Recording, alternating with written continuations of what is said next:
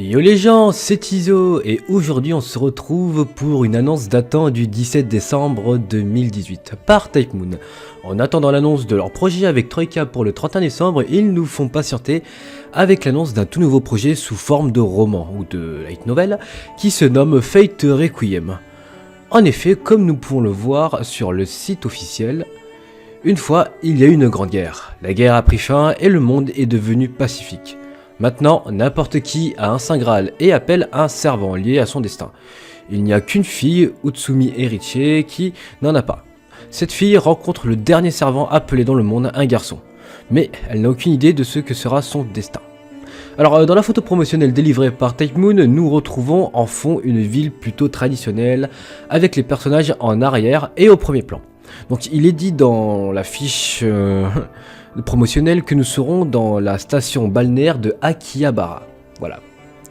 La fiche perso a d'ailleurs été délivrée avec l'annonce. Nous avons notre personnage principal qui est cette fois une fille. Elle se nomme Erichie Utsumi et elle a 14 ans. Elle est la seule personne sans servant et elle rencontrera le garçon, le dernier servant invoqué dans le monde. Le deuxième personnage principal et qui est aussi au premier plan est le garçon comme il l'appelle. Il fera sa première apparition devant Erichie et il lui dira « Je suis un dieu de la mort, mon travail consiste à tuer des servants ».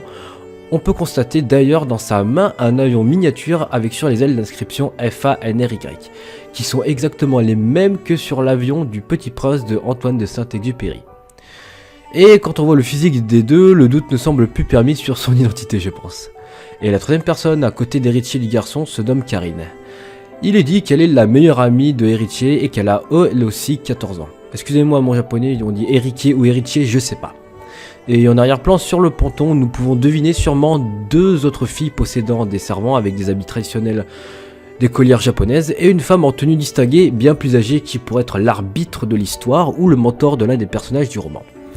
Donc je m'attendais pas du tout à cette annonce et ça me fait extrêmement plaisir puisque c'est la personne qui a, on va dire, travaillé avec Type Moon par le passé sur Girlworks. Et aussi que je suis content quand même parce que ça change pas mal de ce qu'on a d'habitude puisque là l'histoire se passe après les guerres du Saint Graal, mais en même temps on arrive à sentir que c'est pas comme Fate ou Lantaraxia ou les Angel Notes, voilà, que ça sera encore une nouvelle ligne temporelle, que c'est pas les lignes temporelles qu'on connaît déjà auparavant. Donc voilà, donc une nouvelle ligne temporelle a sûrement été créée par la personne qui a écrit ce light novel, et j'en suis très content puisque ça va encore plus agrandir l'univers de Type Moon.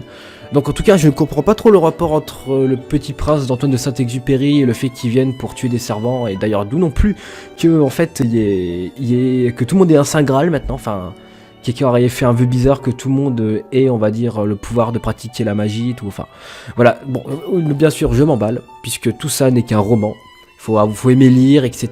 C'est pas un anime, c'est pas un manga, donc voilà. En tout cas, s'il est publié en France, je pense l'acheter, voilà. Donc c'était la petite info rapide, comme ça en attendant l'annonce du 31. Bon, ça n'atteindra pas tout le monde, puisque tout le monde n'aime pas lire, comme j'ai dit, mais voilà, c'est une petite info pour ceux qui sont fans de lecture et qui aiment Fate au passage. Sur ce, c'était Iso, on se retrouvera pour une prochaine vidéo.